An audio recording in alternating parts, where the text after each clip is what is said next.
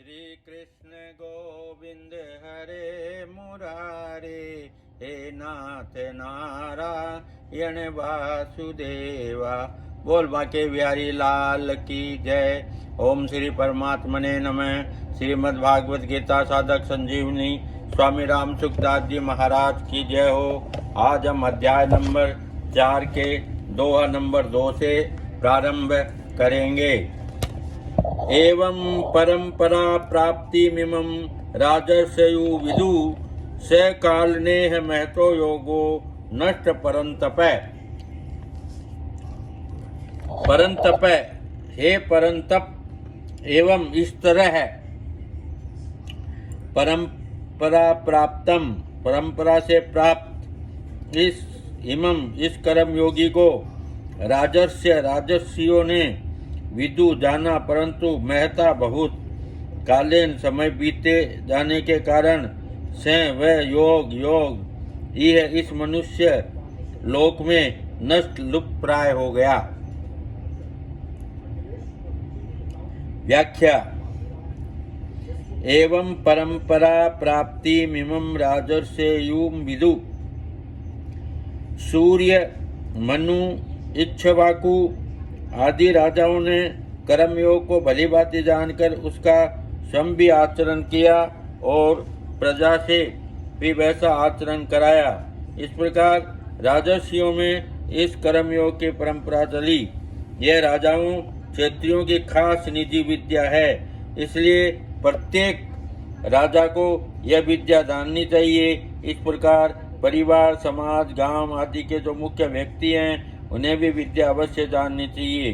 प्राचीन काल में कर्मयोग को जानने वाले राजा लोग राज्य के भोगों में आसक्त हुए बिना सुचारू रूप से राज्य का संचालन करते थे।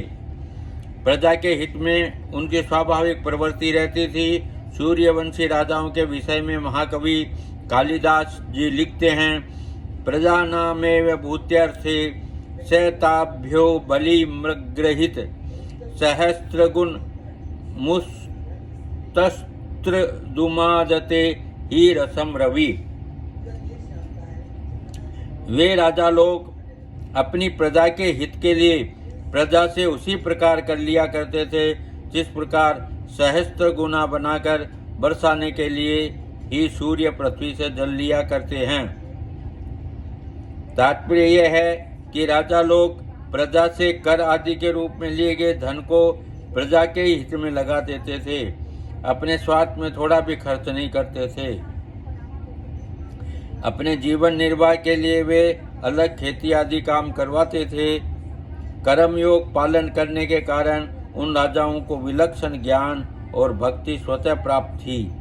यही कारण था कि प्राचीन काल में बड़े बड़े ऋषि भी ज्ञान प्राप्त करने के लिए उन राजाओं के पास जाया करते थे। श्री वेदव्यास जी के पुत्र सुखदेव जी ने भी ज्ञान प्राप्ति के लिए राजर्षि जनक के पास गए थे। छांदोग्योपनिषद में 5वें अध्याय भी आता है कि ब्रह्म विद्या सीखने के लिए 6 ऋषि एक साथ महाराज अश्वपति के पास गए थे। उस प्रसंग में महाराज अश्वपति ये वचन ध्यान देने योग्य है, न मे स्तनो जनपदे न करदयो न मध्यप नाना हितार्घि निर्विदांतम स्वरेणी कुत्त। मेरे राज्य में न तो कोई चोर है, न कोई कृपण है, न कोई मध्यप, न कोई अनाहिताग्नि है, न कोई अविद्वान है और न कोई परस्त्रीगामी ही है। फिर उल्टा स्त्री तो होगी ही कैसे। 3 अध्याय के 20वें श्लोक में जनक आदि राजाओं को और यहाँ सूर्य, मनु, इक्ष्वाकु आदि राजाओं को कर्मयोगी बताकर भगवान अर्जुन को मानो ये लक्ष्य कराते हैं कि गृहस्थ और क्षत्रिय होने के नाते तुम्हें भी अपने पूर्वजों के वंश परंपरा के अनुसार कर्मयोग पालन अवश्य करना चाहिए। गीता 4 अध्याय का 15वां श्लोक। इसके अलावा अपने वंश की बात कर्मयोग की विद्या अपने में आनी सुगम भी है, इसलिए आनी ही चाहिए। स काल ने है महता योगो नष्ट, परमात्मा नित्य है और उसकी प्राप्ति के साधन कर्मयोग, ज्ञान योग, भक्ति योग आदि भी परमात्मा के द्वारा निश्चित किए होने से नित्य है, अतः इनका कभी अभाव नहीं होता। ना भावो विद्यते सत, ये आचरण में आते हुए न दिखने पर भी नित्य रहते हैं, इसलिए यहाँ आए नष्ट पद का अर्थ लुप्त अप्रकट होना ही है, अभाव होना नहीं। पहले श्लोक में कर्मयोग को अव्ययम अर्थात अविनाशी कहा गया है, अतः यहाँ नष्ट पद का अर्थ आदि कर्मयोग का अभाव माना जाए तो दोनों ओर से विरोध उत्पन्न होगा। यदि कर्मयोग अविनाशी है तो उसका अभाव कैसे हो गया, और यदि उसका अभाव हो गया तो वह अविनाशी कैसे। इनके सिवाय आगे के तीसरे श्लोक में भगवान कर्मयोग को पुनः प्रकट करने की बात कहते हैं। यदि उसका अभाव हो गया होता तो पुनः प्रकट नहीं होता। भगवान के वचनों में विरोध भी नहीं आ सकता, इसलिए यहाँ इह नष्ट पदार्थों का तात्पर्य यह है कि इस अविनाशी कर्मयोग के तत्व का वर्णन करने वाले ग्रंथों का और इसके तत्व को जानने वाले तथा उसी आचरण में लाने वाले श्रेष्ठ पुरुषों को इस श्लोक में अभाव सा हो गया है। जहाँ जो बात कही जाती है वहाँ वह परंपरा से जितनी दूर चली जाती है उतना ही उसमें स्वतः अंतर पड़ता चला जाता है। यह नियम है। भगवान कहते हैं कि कल्प के आदि में मैंने ये कर्मयोग सूर्य से कहा था, फिर परंपरा से इसे राज ऋषियों ने जाना, अतः इसमें अंतर पड़ता ही गया और बहुत समय बीत जाने से अब यह योग इस मनुष्य लोक में लुप्त प्राय हो गया है। यही कारण है कि वर्तमान में इस कर्मयोग की बात सुनेंगे तो देखने में बहुत कम आती है। कर्मयोग का आचरण लुप्त प्राय होने पर भी उसका सिद्धांत अपने लिए कुछ न करना सदैव रहता है, क्योंकि इस सिद्धांत को अपनाए बिना किसी भी योग, ज्ञान योग, भक्ति योग का निरंतर साधन नहीं हो सकता। कर्म तो मनुष्य मात्र को करने ही पड़ते हैं। ज्ञान योगी विवेक के द्वारा कर्मों को नाशवान मानकर करने से संबंध विच्छेद करता है और भक्ति योग कर्मों को भगवान के अर्पण करके कर्मों से संबंध विच्छेद करता है। अतः ज्ञान योगी और भक्ति योगी को कर्मयोग सिद्धांत तो अपनाना ही पड़ेगा, भले ही वे कर्मयोग का अनुष्ठान न करें। तात्पर्य यह है कि वर्तमान में कर्मयोग लुप्त प्राय होने पर भी सिद्धांत के रूप में विद्यमान ही है। वास्तव में देखा जाए तो कर्मयोग में कर्म लुप्त नहीं हुए हैं, प्रत्युत कर्मों का प्रभाव अपनी ओर होने से योग ही लुप्त हुआ है। तात्पर्य यह है कि जैसे संसार के पदार्थ कर्म करने से मिलते हैं, ऐसे ही परमात्मा भी कर्म करने से मिलेंगे। यह बात साधक को अंतःकरण में इतनी दृढ़ता से बैठ गई कि परमात्मा नित्य प्राप्त है। इस वास्तविकता की ओर उसका ध्यान ही नहीं जा रहा है। कर्म सदैव संसार के लिए होते हैं और योग सदैव अपने लिए होता है।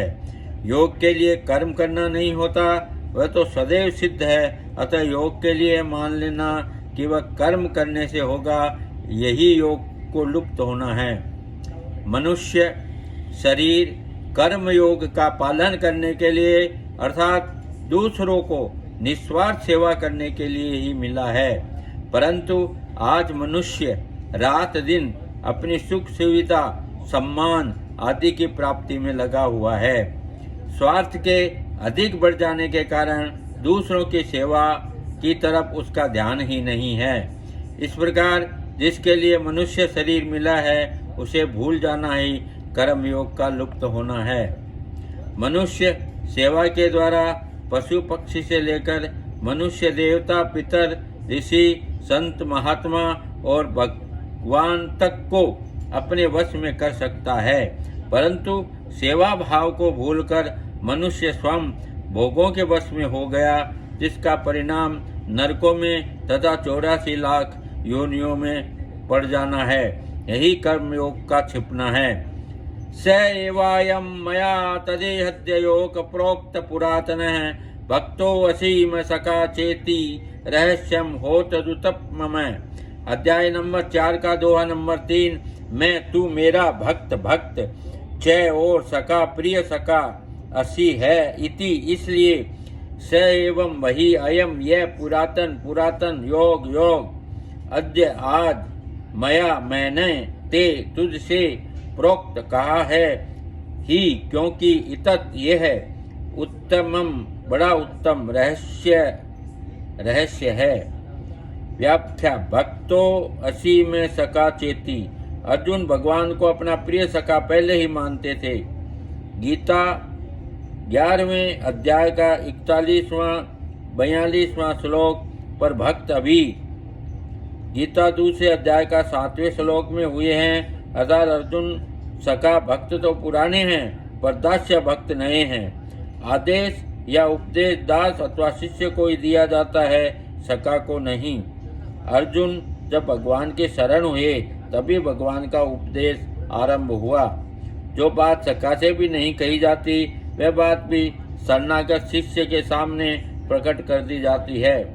अर्जुन भगवान से कहते हैं कि मैं आपका शिष्य हूँ, इसलिए आपकी शरण हुए मुझको पूर्ण रूप से शिक्षित कीजिए, शिक्षा दीजिए। इसलिए भगवान अर्जुन के सामने अपने आप को प्रकट कर देते हैं, रहस्य को खोल देते हैं। अर्जुन का भगवान के प्रति बहुत विशेष भाव था, तभी तो उन्होंने वैभव और अस्त्र शस्त्रों से सुज्जित नारायणी सेना का त्याग करके निस्वार्थ भगवान को अपना सारथी के रूप में ही स्वीकार किया कि वो जानते थे कि जो कुछ करेंगे वो श्री कृष्ण करेंगे। साधारण लोग भगवान की दी हुई वस्तुओं को तो अपनी मानते हैं जो अपनी है ही नहीं, पर भगवान को अपना नहीं मानते जो वास्तव में अपने हैं। वे लोग वैभवशाली भगवान को न देखकर उनके वैभव को ही देखते हैं। वैभव को ही सच्चा मानने से उनकी बुद्धि इतनी भ्रष्ट हो जाती है कि वे भगवान का अभाव ही मान लेते हैं, अर्थात भगवान की तरफ उनकी दृष्टि जाती ही नहीं। कुछ लोग वैभव की प्राप्ति के लिए ही भगवान का भजन करते हैं। भगवान को चाहने से तो वैभव भी पीछे आ जाता है, पर वैभव को चाहने से भगवान नहीं आ सकते। वैभव तो भक्त के चरणों में लौटता है, परंतु सच्चे भक्त वैभव की प्राप्ति के लिए भगवान का भजन नहीं करते। वे वैभव नहीं चाहते, अपितु भगवान को ही चाहते हैं। वैभव को चाहने वाले मनुष्य वैभव के भक्त दास होते हैं और भगवान को चाहने वाले भगवान के भक्त होते हैं। अर्जुन वैभव नारायणी सेना का त्याग करके केवल भगवान को अपनाया तो युद्ध क्षेत्र में भीष्म, द्रोण, युधिष्ठिर आदि महापुरुषों के रहते हुए भी गीता का महान दिव्य उपदेश केवल अर्जुन को ही प्राप्त हुआ और बाद में राज्य भी अर्जुन को मिल गया। स एवायम मया ते अद्य योग प्रोक्त पुरातन। इन पदों का यह तात्पर्य नहीं है कि मैंने कर्मयोग को पूर्णतया कह दिया। प्रत्युत तात्पर्य की जो कुछ कहा है वह पूर्ण है। आगे भगवान के जन्म विषय में अर्जुन द्वारा किए गए प्रश्न उत्तर देकर भगवान पुनः उसी कर्म का वर्णन आरंभ किया।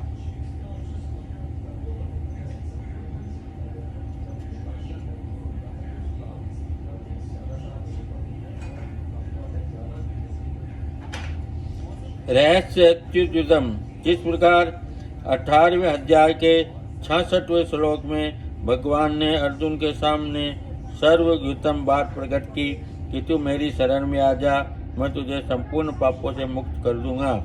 इसी प्रकार यहाँ उत्तम रहस्य प्रकट करते हैं कि मैंने ही सृष्टि के आदि में सूर्य का उपदेश दिया था और वहाँ मैं आज तुझे उपदेश दे रहा हूँ। भगवान अर्जुन से मानो ये कहते हैं कि तेरा सारथी बनकर तेरी आज्ञा का पालन करने वाला होकर भी मैं आज तुझे वही उपदेश दे रहा हूँ जो उपदेश मैंने सृष्टि के आदि में सूर्य को दिया था। मैं साक्षात वही हूँ और सभी अवतार लेकर गुप्त रीति से प्रकट हुआ है। यह बहुत रहस्य की बात है। इस रहस्य को आज मैं तेरे सामने प्रकट कर रहा हूँ क्योंकि तू मेरा भक्त और प्रिय सखा है। साधारण मनुष्य की तो बात ही क्या है, साधक की दृष्टि भी उपदेश की और अधिक एवं उपदेष्टा और कम जाती है। इस प्रसंग को पढ़ने सुनने पर उपदिष्ट योग पर तो दृष्टि जाती है, पर उपदेष्टा भगवान श्री कृष्ण ही आदि नारायण हैं, इस पर दृष्टि नहीं जाती। जो बात साधारणतः पकड़ में नहीं आती वह रहस्य की बात होती है। भगवान यहाँ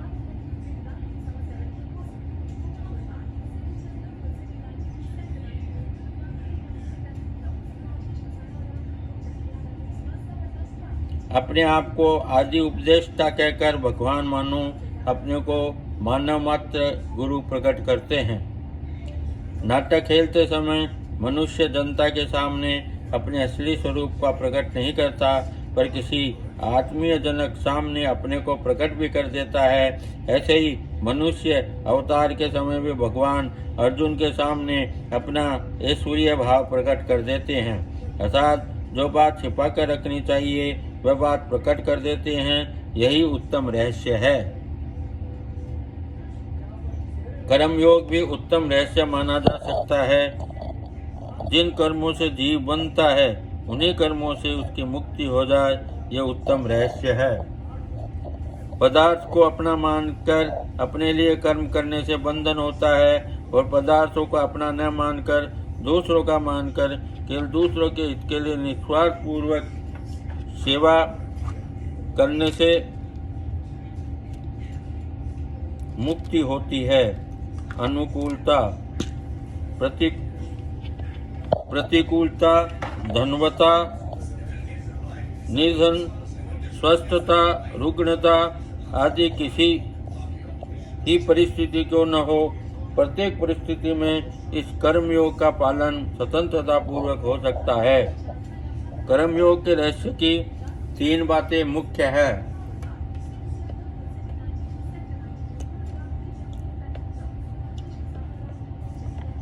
मेरा कुछ नहीं, कारण मेरा स्वरूप सत अविनाशी है और जो कुछ मिला है वह सब असत है, नाशवान है।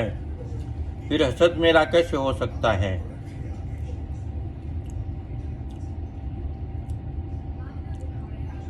अपने लिए कुछ नहीं करना है।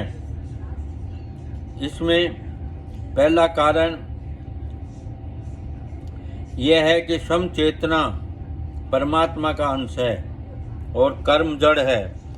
स्वम नित्य निरंतर रहता है, पर कर्म का तथा उसके फल का आदि और अंत होता है। इसलिए अपने लिए कर्म करने से आदि अंत वाले कर्म और फल से अपना संबंध जुड़ता है। कर्म और फल का तो अंत हो जाता है, पर उसका संग भीतर रह जाता है जो जन्म मरण का कारण होता है। कारणम गुण संगोहस्य सदस्य झोनि जन्मसु, गीता अध्याय नंबर 13 का 21वां दोहा। दूसरा कारण यह है कि करने का दायित्व तो उसी पर आता है जो कर सकता है, अर्थात जिसमें करने की योग्यता है और जो कुछ पाना चाहता है। निष्क्रिय, निर्विकार, अपरिवर्तनशील और पूर्ण होने के कारण चेतन स्वरूप शरीर संबंध के बिना कुछ कर ही नहीं सकता। इसलिए यह विधान मानना पड़ेगा कि स्वरूप को अपने लिए कुछ नहीं करना है। तीसरा कारण है कि स्वरूप सत्य है और पूर्ण है, अतः उसमें कभी कमी आती ही नहीं, आने की संभावना भी नहीं। ना भावो विद्यते सतः, गीता अध्याय नंबर 2 का 16वां श्लोक। कभी न आने के कारण उसमें कुछ पाने की इच्छा भी नहीं होती। इससे स्वतः सिद्ध होता है कि स्वरूप पर करने का दायित्व नहीं है, अर्थात उसे अपने लिए कुछ नहीं करना है। कर्मयोग में कर्म तो संसार के लिए होते हैं और योग अपने लिए होता है, परंतु अपने लिए कर्म करने से योग का अनुभव नहीं होता। योग का अनुभव तभी होता है जब कर्मों का प्रभाव पूरा का पूरा संसार की ओर ही हो जाए। कारण कि शरीर, इंद्रियां, मन, बुद्धि, पदार्थ, धन, संपत्ति आदि जो कुछ भी हमारे पास है वे सब का सब संसार अभिन्न है, संसार का ही है और उन्हें संसार की सेवा में ही लगाना है। अतः पदार्थ और क्रिया रूप संसार से संबंध विच्छेद करने के लिए ही दूसरों के लिए कर्म करना है, यही कर्मयोग है। कर्मयोग सिद्ध होने पर करने का राग, पाने की लालसा, जीने की इच्छा और मरने का भय ये सब मिट जाता है। जैसे सूर्य के प्रकाश में लोग अनेक कर्म करते हैं, पर सूर्य का उन कर्मों से अपना कुछ भी संबंध नहीं होता। ऐसे ही स्वयं चेतन के प्रकाश में संपूर्ण कर्म होते हैं, पर स्वयं को उनसे कुछ भी संबंध नहीं होता, क्योंकि स्वयं चेतन तथा अपरिवर्तनशील है और कर्म जड़ तथा परिवर्तनशील है। परंतु जब स्वयं भूल से उन पदार्थों और कर्मों के साथ थोड़ा सा भी संबंध मान लेता है, अर्थात उन्हें अपने और अपने लिए मान लेता है, तो फिर वे कम कर्म अवश्य ही उसे बांध देते हैं। नियत कर्म का किसी भी अवस्था में त्याग न करना तथा नियत समय पर कार्य के लिए तत्पर रहना भी सूर्य की अपनी विलक्षणता है। कर्मयोगी भी सूर्य की तरह अपने नियत कर्मों को नियत समय पर करने के लिए सदा तत्पर रहता है। कर्मयोग का ठीक ठीक पालन किया जाए तो यदि कर्मयोगी में ज्ञान के संस्कार हैं तो उसे ज्ञान की प्राप्ति, और यदि भक्ति के संस्कार है तो उसे भक्ति की प्राप्ति स्वतः हो जाती है। कर्मयोग का पालन करने से अपना ही नहीं प्रत्युत संसार मात्र का भी परम हित होता है। दूसरे लोग देखे या न देखे, समझे या न समझे, माने या न माने, अपने कर्तव्य का ठीक ठाक पालन करने से दूसरे लोगों को कर्तव्य पालने की प्रेरणा स्वतः मिलती है और इस प्रकार सबकी सेवा भी हो जाती है। यहाँ मार्मिक बात समझने की है कि गीता में भगवान उपदेश के आरंभ में दूसरे अध्याय के 11वें श्लोक से 30वें श्लोक तक मनुष्य मात्र का अनुभव, विवेक का वर्णन किया है। यह मनुष्य मात्र का ही अनुभव नहीं है, प्रत्युत पूर्ण जीव मात्र का भी अनुभव है। कारण कि मैं हूँ ऐसे अपनी सत्ता होने पर का अनुभव स्थावर जंगम सभी प्राणियों को है। वृक्ष, पर्वत आदि को भी इसका अनुभव है, पर वे इसे व्यक्त नहीं कर सकते। पशु पक्षियों में तो प्रत्यक्ष देखने में भी आता है। जैसे पशु पक्षी आपस में लड़ते हैं तो अपनी सत्ता लेकर ही लड़ते हैं। यदि अपनी अलग सत्ता का अनुभव न हो तो वे लड़े ही क्यों। मनुष्य को तो इसका प्रत्यक्ष अनुभव है ही, परंतु वह न तो अपने अनुभव की ओर दृष्टि डालता है और न उसके आदर ही करता है। इस अनुभव को ही विवेक या निज ज्ञान कहते हैं। यह विवेक सब में स्वतः है और भगवत प्रदत्त है। इंद्रियां, मन और बुद्धि प्रकृति के अंश है, इसलिए इनसे होने वाला ज्ञान प्रकृतिजन्य है। शास्त्रों को पढ़ सुनकर इन इंद्रियों, मन, बुद्धि के द्वारा जो पारमार्थिक ज्ञान होता है वह ज्ञान भी एक प्रकार से प्रकृतिजन्य ही है। परमात्मा तत्व इस प्रकृतिजन्य ज्ञान की अपेक्षा अत्यंत विलक्षण है। अतः परमात्मा तत्व का निज ज्ञान स्वयं से होने वाले ज्ञान से ही जाना जा सकता है। निज ज्ञान अर्थात विवेक को महत्व देने से मैं कौन हूँ मेरा क्या है, जड़ और चेतन क्या है, प्रकृति और परमात्मा क्या है, यह सब जानने की शक्ति आ जाती है। और यही विवेक कर्मयोग भी काम आता है, यह मार्मिक बात है। कर्मयोग में विवेक की दो बातें मुख्य है। अपने होने पर मैं हूँ, मैं कोई संदेह नहीं है, और अभी जो वस्तुएं मिली हुई है उन पर अपना कोई आधिपत्य नहीं है, क्योंकि वे पहले अपनी नहीं थी और बाद में भी अपनी नहीं रहेगी।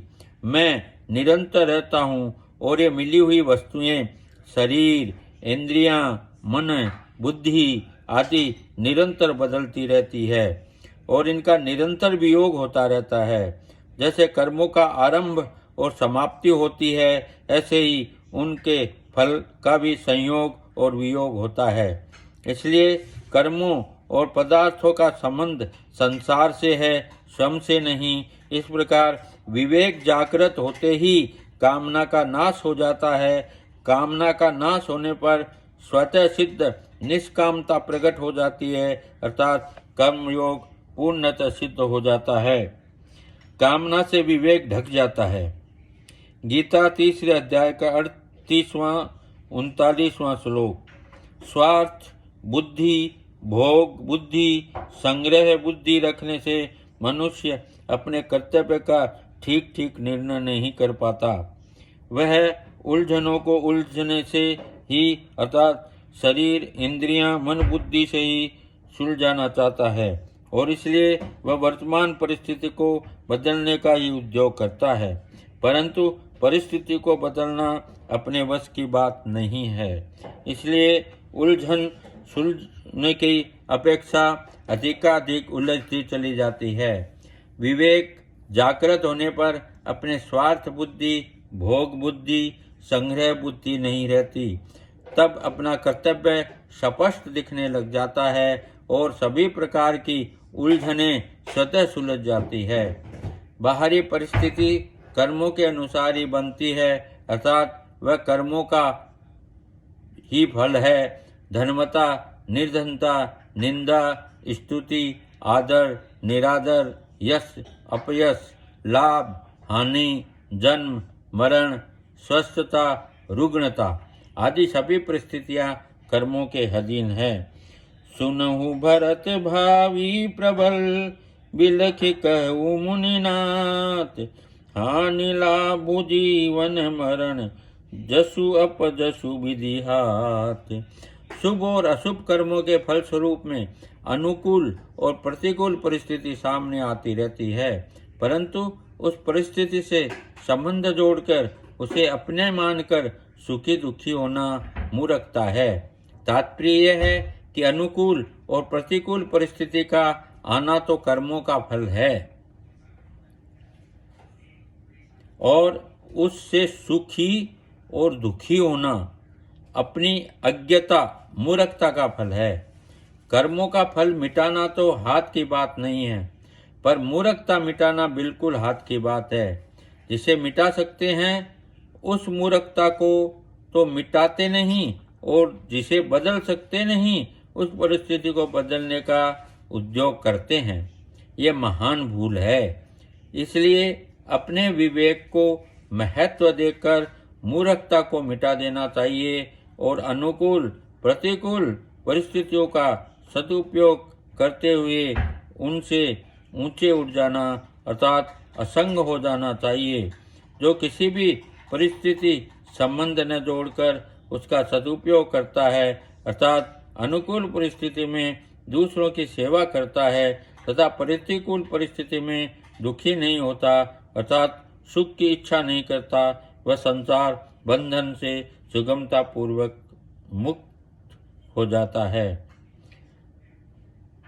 जिसे मनुष्य नहीं चाहता वह प्रतिकूल परिस्थिति पहले ही किसी अशुभ पाप कर्मों का फल होती है। अतः पाप कर्म तो करने ही नहीं चाहिए।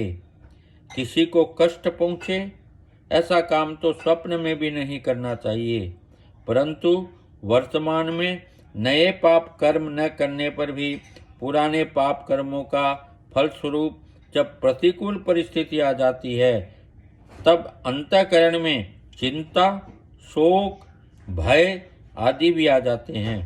इसका कारण यह है कि हमने चिंता, शोक को अधिक परिचित बना लिया है। जैसे बिक्री की हुई गाय पुराने स्थान से परिचित होने के कारण बार बार वहीं आ जाती है,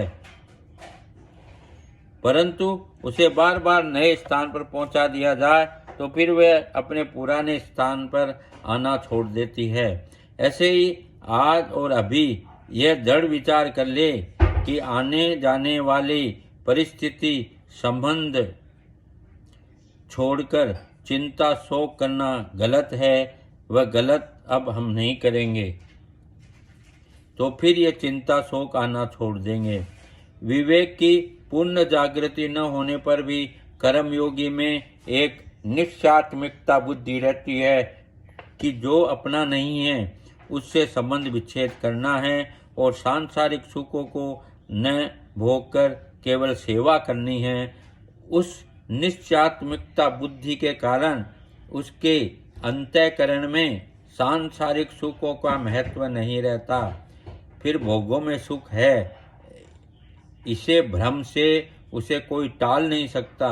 अतः इस एक निश्चय को अटल रखने से ही उसका कल्याण हो जाता है।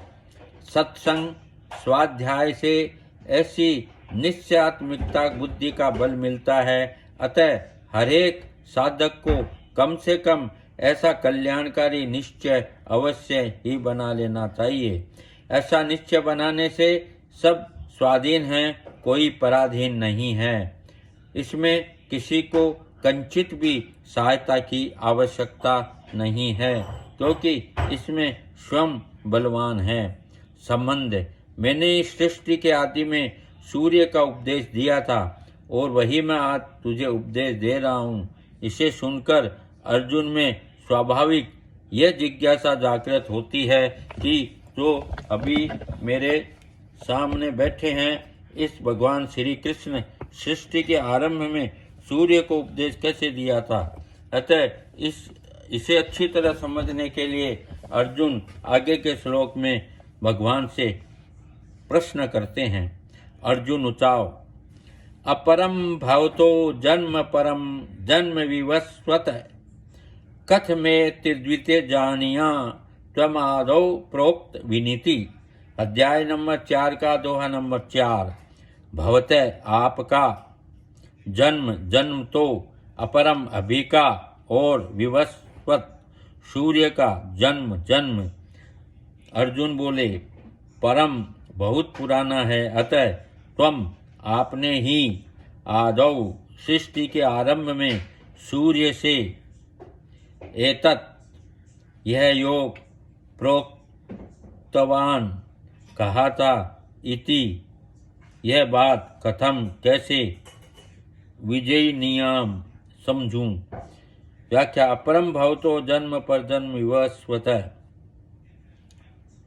आपका जन्म तो अभी कुछ वर्ष पूर्व श्री वसुदेव जी के घर हुआ है, पर सूर्य का जन्म सृष्टि के आरंभ में हुआ है।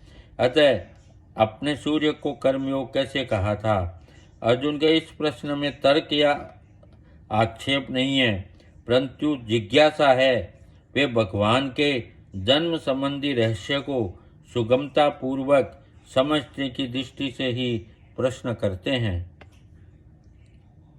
क्योंकि अपने जन्म संबंधी रहस्य को प्रकट करने में भगवान ही सर्वथा समर्थ है। कथमेति द्वे जानिया प्रमादो प्रोक्ता विनीति। मैं आपकी सृष्टि के आदि में उपदेश देने वाला कैसे जानूं। अर्जुन प्रश्न का तात्पर्य यह है कि सूर्य को उपदेश देने के बाद में सूर्य वंश को मनु, इक्ष्वाकु आदि कई पीढ़ियां बीत चुकी और आपका अवतार अभी का है।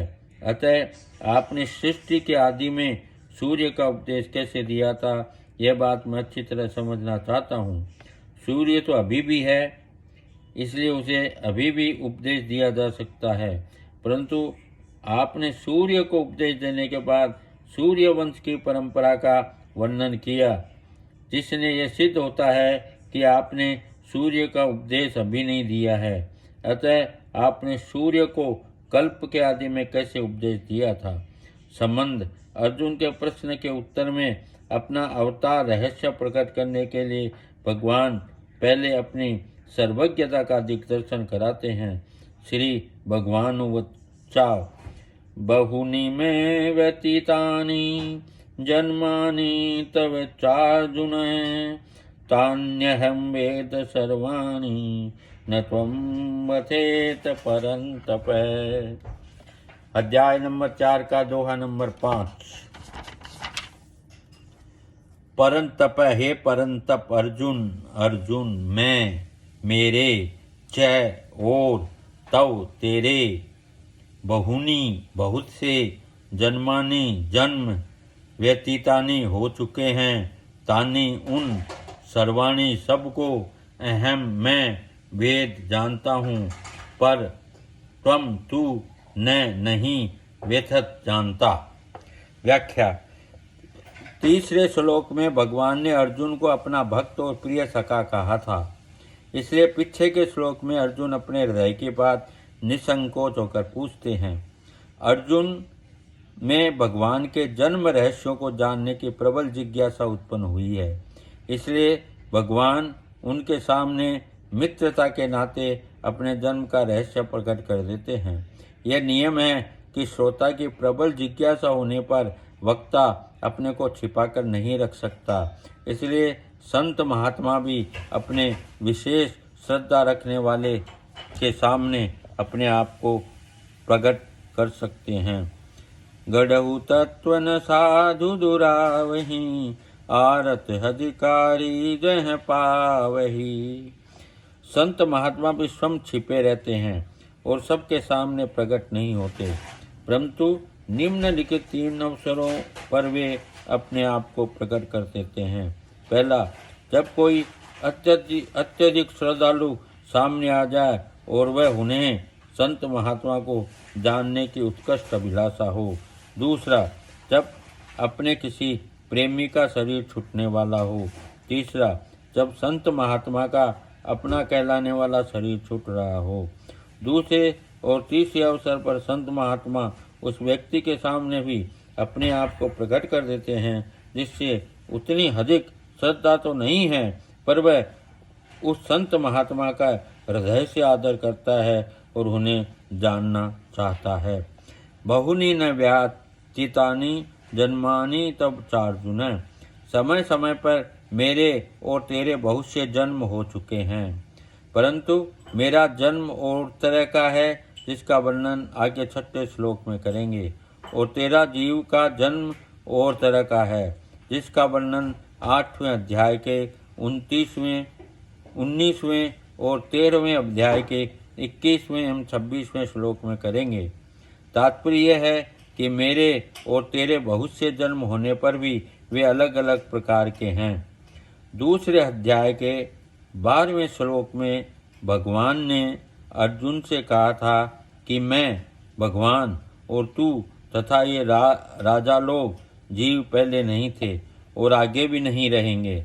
ऐसा नहीं है।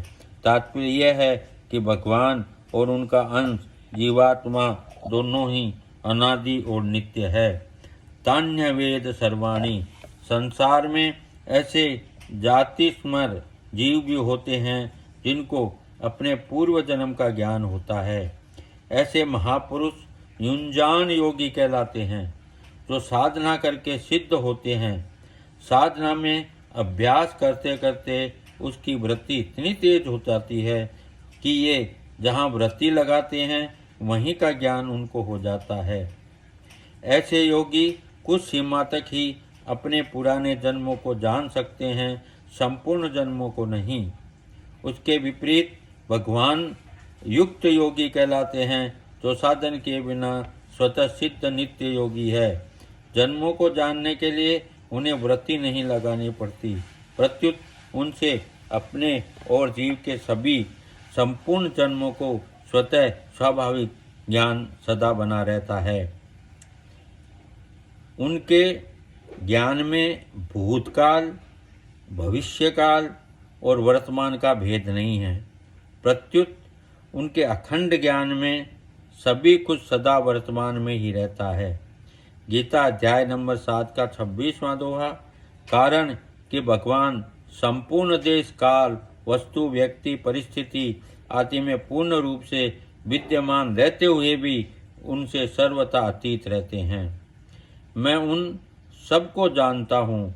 भगवान के इस वचन से साधकों को एक विशेष आनंद आना चाहिए कि हम भगवान की जानकारी में हैं।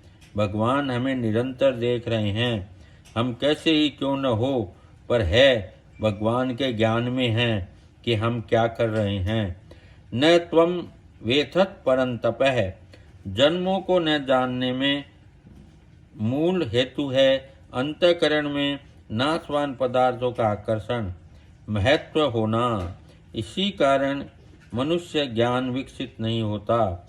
अर्जुन के अंतःकरण में नाशवान पदार्थों का व्यक्तियों का महत्व था, इसलिए वे कुटुंबियों को मरने के भय से युद्ध नहीं करना चाहते थे। पहले अध्याय के 33वें श्लोक में अर्जुन ने कहा था कि जिनके लिए हमारी राज्य भोग और सुख की इच्छा है, वे ही ये कुटुंब प्राणियों की ओर धन की आशा छोड़कर युद्ध में खड़े हैं। इससे सिद्ध होता है कि अर्जुन राज्य भोग और सुख चाहते थे। अतः नाशवान पदार्थों की कामना होने के कारण वे अपने पूर्व जन्मों को नहीं जानते थे। ममता आसक्ति पूर्वक अपने सुख भोग और आराम के लिए धनादि पदार्थों का संग्रह करना परिग्रह कहलाता है।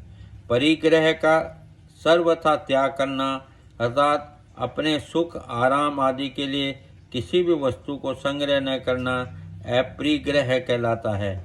अपरिग्रह की दृढ़ता होने पर पूर्व जन्मों का ज्ञान हो जाता है। अपरिग्रहस्ते जन्म कथंता संबोध। संसार क्रिया और पदार्थ सदैव परिवर्तनशील होते हैं। अतः उसमें अभाव कमी होना निश्चित है। अभाव रूप संसार से संबंध जोड़ने के कारण मनुष्य को अपने में भी अभाव दिखने लग जाता है। अभाव दिखने के कारण उसमें यह कामना पैदा हो जाती है कि अभाव की तो पूर्ति हो जाए, फिर नया और मिले। इस कामना की पूर्ति में ही वह दिन रात लगा रहता है, परंतु कामना की पूर्ति होने वाली ही नहीं। कामनाओं के कारण मनुष्य बेहोश सा हो जाता है। अतः ऐसे मनुष्य को अनेक जन्मों का ज्ञान तो दूर, वर्तमान कर्तव्य का भी ज्ञान, क्या कर रहा हूँ और क्या करना चाहिए, नहीं होता।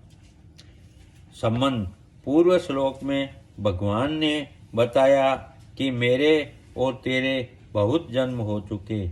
अतः आगे के श्लोक में भगवान अपने जन्म अवतार की विलक्षणता बताते हैं।